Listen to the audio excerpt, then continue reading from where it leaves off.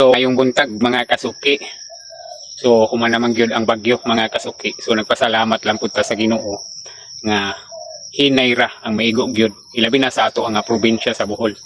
So ako lang i-flex out ni mga kasuki na lang ko'y gamay nga namatikdan ba para sa ako alang dunay gamay nga lapses ang kining atong weather forecast ang kining pag-asa ba, di ba? Ingon man dayon ng pag-asa inibalita sa radyo o sa TV.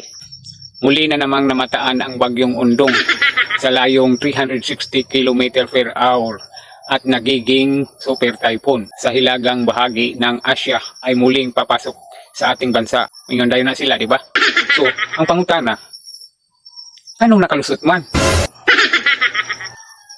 Diba? So, doon ako'y gamay nga suggestion mga kasuki. Kining active nga ahensya sa gobyerno. Diba? Hindi man nato aligsan siguro sila.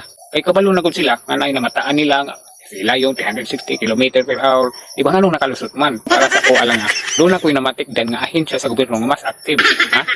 So, I'm calling out Regional Office of LTO Region 7. Di man gani makalusot ng mga motorsiklo, bagyo pa kaha.